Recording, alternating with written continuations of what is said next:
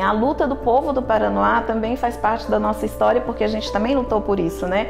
Então, o Paranoá era um acampamento dos trabalhadores que vieram para construir Brasília e aqui ficaram na Vila Piuí, Piauí, lá embaixo, abaixo da barragem, e depois subiu, né? Foi chegando muita gente, os trabalhadores não retornavam para o Nordeste, de onde vieram para Brasília, para a construção, e iam trazendo suas famílias. E depois essas invasões acabaram se tornando cidades, né? E Paranoá, por uma luta muito grande dos moradores mais antigos, dos pioneiros mesmo, do pessoal que ajudou na construção de Brasília, acabou que depois o José Aparecido, ex-governador, acabou assinando a fixação e aí saiu tanto lá da barragem como de proximidades da barragem, onde hoje é o Parque Vivencial, e veio para cima e aí virou a Paranoá de hoje.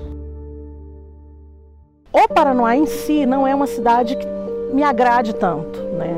Eu acho que não tem quase nada que a gente precisa. Não tem escolas, por exemplo, para todo mundo. Não tem espaços para construção de escola. Eu acho que o Paranoá foi previsto uma quantidade X de escola e eles não previram que com os condomínios e tudo que vem sendo construído em volta, precisa de escola também. O Paranoá ele cresceu, né? Tem o Paranoá Parque também, né? Que aumentou muito a população. E, como nós sabemos, está carente no sentido de ter mais escola. Então, o que acontece? Tudo na educação, alguém é culpado, né? Então, se não há investimentos, não há motivação. Se não há investimentos, não há motivação, alguém é prejudicado. Esse alguém, normalmente, acham que é só o estudante, mas não é.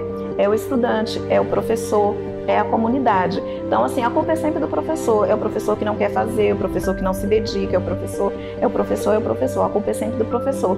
Então, se esquece que o governo, ele precisa suprir essa parte da educação do seu povo. Então, a gente está atendendo Itapuã, Paranoá Parque, condomínios.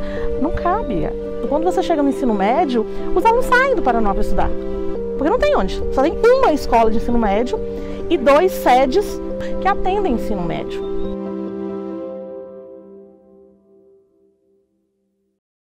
É muito precária a questão a modalidade esportiva do Paranoá. O Paranoá antes tinha um time de futebol, né, que participava do torneio de Brasília, do Campeonato Brasileiro. Hoje praticamente não existe mais. A gente tem um ginásio enorme. A galera vem jogar bola aqui na escola, porque lá não é seguro.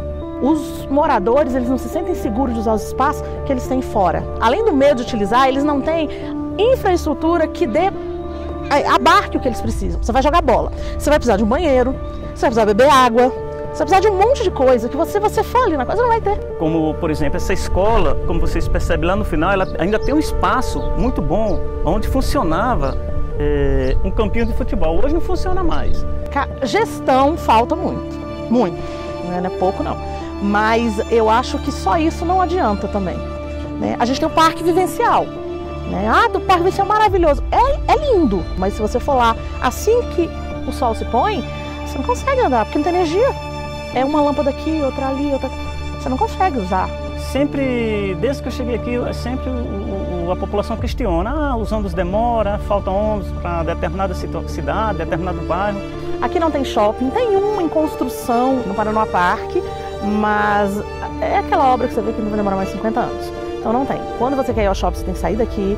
A cidade ainda ela está carente ainda, viu, de alternativas, de lazer, que possa garantir uma vida mais tranquila para os alunos. Era para oferecer essa oportunidade de lazer para as crianças, mas infelizmente, como eu posso falar com toda a propriedade, não existe, cara, não existe realmente esse espaço, né, para os alunos, para esses moradores do Paraná, para as crianças, porque nós sabemos que isso facilita a vida da criança, ajuda, né, porque veja bem, se o aluno estuda de manhã e à tarde ele teria um programa em determinada escola, aqui mesmo, ou do Itapuã ou do Paranoá, essa criança ela não estaria na rua, e sendo assim, ela estaria menos vulnerável à violência, à criminalidade, né? Porque nós sabemos que a questão hoje de droga é muito complexa, né? E seria interessante que os políticos, né, verificassem essa possibilidade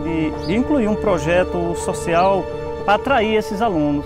Então, chega um ponto que assim, você vê que muitas coisas você poderia ver diferente na escola. Só que você não é o gestor. Então você fala para o gestor, às vezes você até faz parte da equipe. Chefe, vamos fazer isso, vamos fazer aquilo. Às vezes a pessoa fala, não, mas não dá.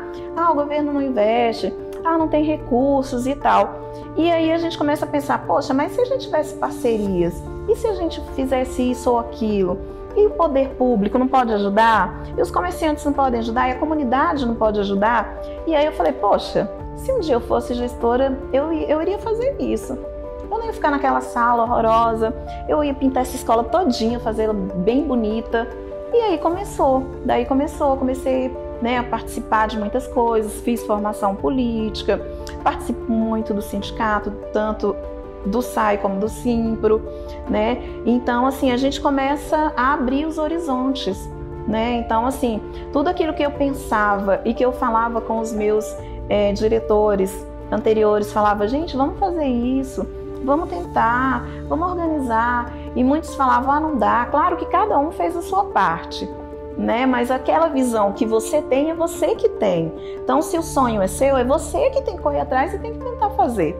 Então, os alunos saem da escola, que é o Centro de Ensino Médio 1, é o único Centro de Ensino Médio do Paranoá, e eles pegam o ônibus quase na esquina da minha casa. No momento que eles saem e eles tentam chegar no ônibus, a metade já voltou. Professora, alguém foi assaltado, teve um que levou um tiro ano passado, no ano anterior, no assalto. Acho que levou um tiro na testa, o outro levou um tiro não sei onde. Os alunos, eles são assaltados, eles tomam tiro, né? Eles são estuprados. Vim pra Parada, que é muito perto. E aí, Neide, o que a gente vai fazer? Vamos desistir? Vamos parar? E ontem à noite eu falei, como assim desistir? Desistir do quê? A gente tá só começando. A gente começou agora.